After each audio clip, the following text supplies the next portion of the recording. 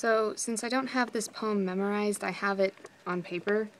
So, if you hear the pages like turning, I'm sorry. But, it's a really long poem. So, yeah. And I'm gonna probably mess up a lot. So, sorry. In advance. Alright. My Darling Sara, by Shane Koyczan. How the hell you say his last name. The failing use of my right hand isn't actually the failing use of my right hand. It's just another way to tell the time, and I'm ticking. So I've been picking myself up at bars with a bottle in each hand, but I never give myself any play. I just make plans with myself for the day after next. But by the time the sun swings back around into position, I forgot the context of which I asked myself out in the first place. Did I think I was going to score? I let a stranger pour me one more. She says, "My name is Sara." Doesn't take much more than that to start a relationship. My Darling Sara cleans rooms for a living, giving her youth and beauty to dirt and dust, understands more than most that a family must be the foot you put forward first. You must weather the worst together. But having never met her family, she places love above all else, then protests that I use the word love too freely in poems, and that I should just say what I mean. And I suppose what I mean most is that I'm trying. She's been buying me time on a maxed-out credit card, arms scarred from selling her own blood to pay down the debt. Tells me she doesn't mind going broke so long as I can give her a little sweat. She says, try. So I do my best impression of a pen, and when every problem looks like a page, I commit to ink to paper. The worth of the words that come out determines my wage. I've been making enough to pay her the compliment of not quitting, of not sitting when standing is required. She only asks that I put the effort in, and in return she's willing to pin a paper heart to her chest, then do her best impression of a target. She says that effort is the Siamese twin of success. So when everyone else looks like a wrong answer, she says she'll settle for being my best guess. So we lie in bed like a mess that someone's been meaning to clean for a large part of a long while.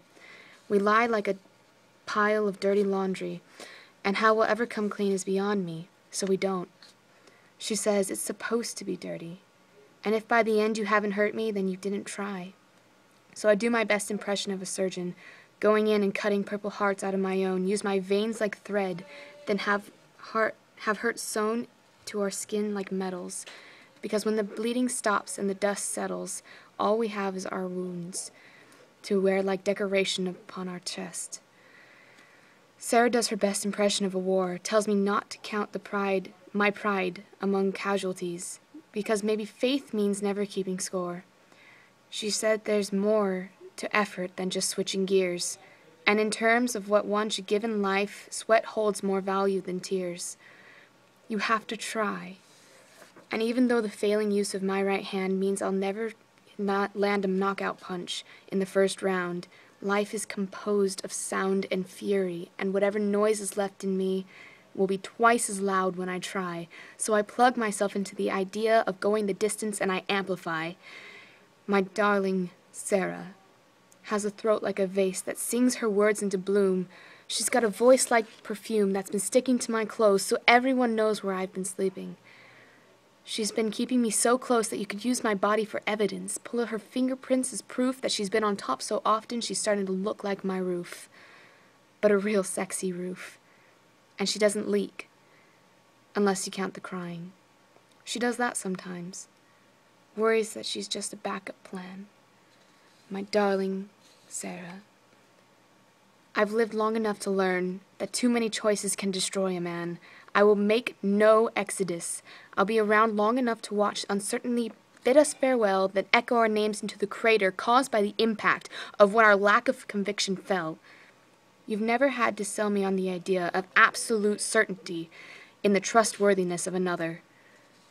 The first and only time you met my mother, Mama said, "I like the way she looks at you." And I echoed back to her that I liked it too. Eyes like recycle bin blue. Sara looks at broken things as if she can make them new. And more than a few times I've caught her staring, caught her wearing a smile reserved for those busy making plans. Sara believes that distance is a fundamental that can be sidestepped by a piece of string and 2 tin cans. And I remember when my tin can rang. They said there's no family to speak of, so love is next in line. There's not a lot of time, and she's asking for her boyfriend. In the cab to the hospital, I feel my heart bend as if bracing for impact, so I do my best impression of a man and face fact. It's supposed to hurt.